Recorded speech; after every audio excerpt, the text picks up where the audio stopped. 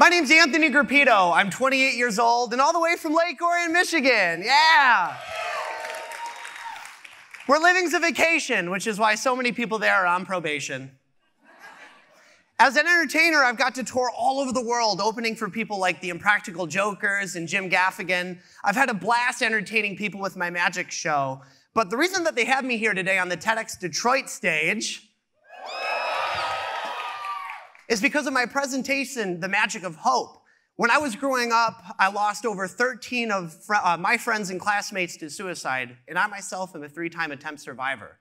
I always wanted to use magic for a deeper purpose, to help others, which is why you see me visit 200 schools a year with this presentation. So please enjoy a small snippet of the show with one of my favorite illusions, but listen to the story that comes after. When I was 5 years old, I had started performing magic, and when I was 8 years old, my parents took me to Las Vegas to see a magician named Lance Burton perform at the Monte Carlo. He did this amazing illusion with a bottle and a glass that I'm going to try to recreate for you here today, but the difference between Lance and I is that he was really good. So on the count of 3, I'm going to get the bottle and glass to switch places on the table. I just need your help. Yell change on 3. 1, 2, 3.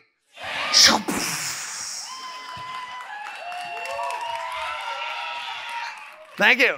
Now, obviously, I'm not going to touch the bottle or the glass. That would be cheating. Tube number 1 will always go over the glass, and tube number 2 over the bottle. Oh, and when you're working with breakables like bottles and glasses, keep an extra one off stage just in case it shatters. Let's try again. On the count of 3, just say change. On 1, 2, 3. Change. You did it. You wouldn't believe it. They have switched places. That's the easy part. The hard part is to make them go back. Yeah, thank you. Thank you. Some of you don't look impressed. Guys, the easy part is to get them to switch places. The hard part is to get them to go back, just like so. Thank you, thank you. Let's try it again. On the count of 3, say change. 1, 2, 3. They switch places. Bottle, glass. Ah, too many bottles. My bad. See, you should keep an extra one backstage. Every once in a while, what happens is a bottle and glass switch places, one falls and shatters, so you keep an extra one carefully hidden away. You can use just one single tube as the glass turns into a bottle, or the bottle turns into a glass. Notice how the bottle stays there, but the glass is a bottle, and the bottle's a glass, because you get a bottle here, a bottle there. Not a glass, but a bottle. Not a bottle, but a glass. Oh, sorry, we're short-staffed. I brought 2 extra bottles.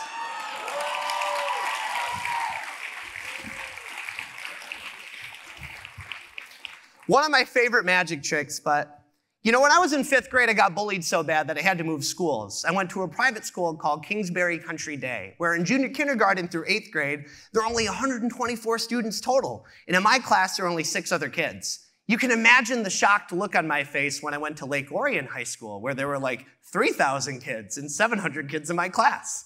Walking in my freshman year, I didn't know a single person, but luckily for me, I grew up in a wrestling family. I had a lot of pressure to succeed in high school at wrestling. So my freshman year on the team, one of the seniors invites me to a party.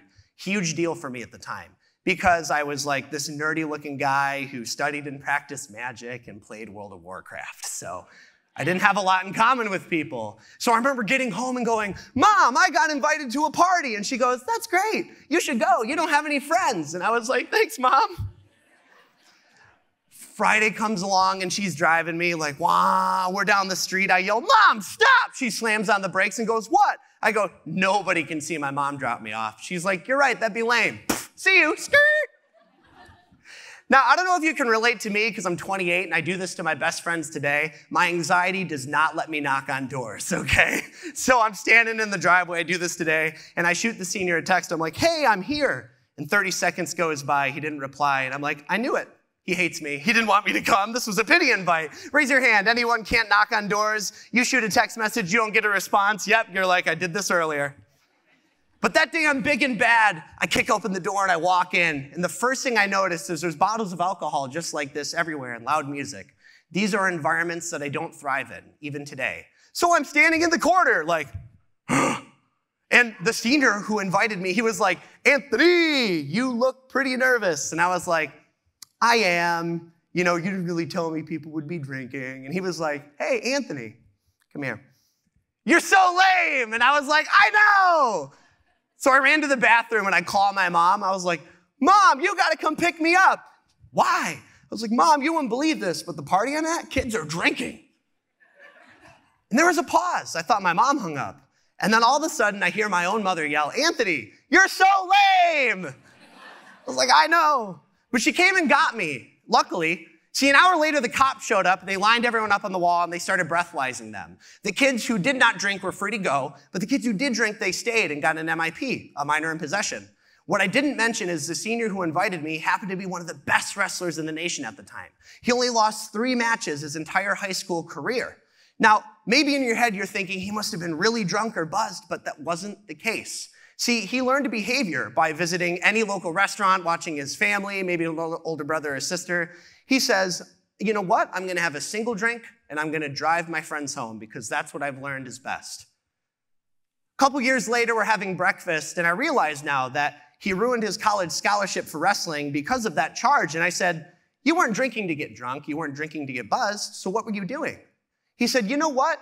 I wasn't coping very well with the fact that if I didn't have an alcoholic beverage in my hand at this event, that I wouldn't fit in.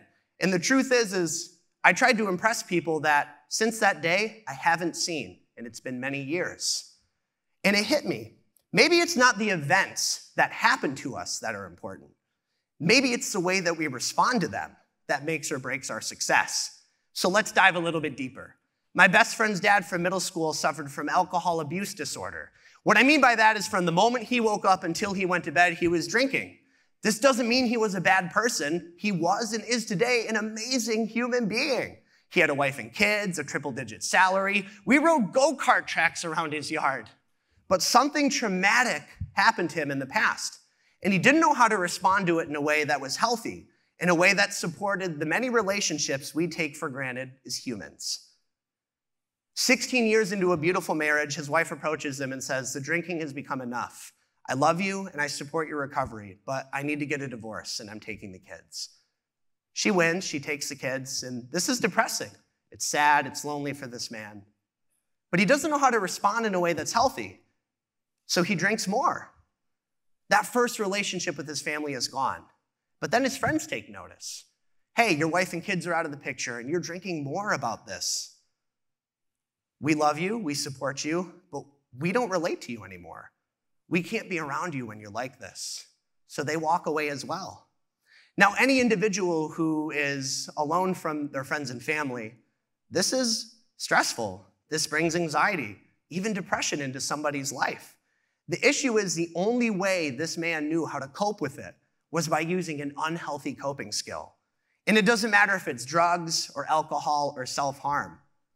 Unhealthy coping skills rip you away from the relationships that you often take for granted. And I've been there. Every single day he was waking up and saying, I miss my wife and kids and my friends, and I'm gonna quit drinking today. But he looks around, he looks at his phone, and there's nobody there. This is sad, this is anxious, and this is depressing. But the only way he knew how to deal with these emotions, the negative ones, which is part of the human experience, are just as normal as the positive ones, is by using that coping skill. And in his case, it's alcohol. So he drinks again. And that's when he loses the third relationship he has, which is the most important relationship anyone could have. It's the one that you have with yourself. Because if every single day, if someone were to lie to you, were to break your boundaries, or to cheat you out of the positive experiences that you deserve, you wouldn't trust that person. You wouldn't want to be around that person. You wouldn't call them a friend. They lie to you. They break your boundaries. You can have the same relationship with yourself. When you lie to yourself, when you break the boundaries that you set in your life, and when you cheat yourself out of all of the amazing experiences that you deserve as part of the human experience. So please, remember, it's not the events that happen to us that make or break our success. It's the way that we respond to them. And from somebody who's come back from a place that I never knew I could, to be able to do all the amazing things that I've done, to offer help to other people, and to use my passion to do that has just been such an amazing feeling. So maybe not today, maybe not tomorrow or the next week, where your life is all figured out, because I don't think we ever figure our lives out. But one day, you're gonna look back and go, I made it. I feel safe, I feel accepted, and I feel supported.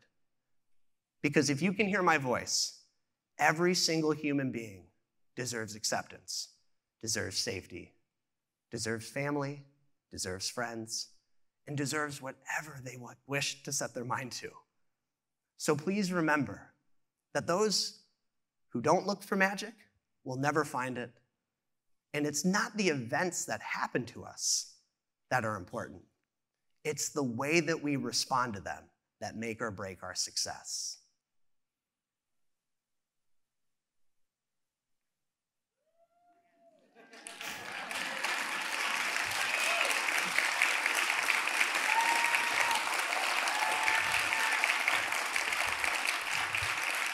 Well, thanks, Detroit. See you next time.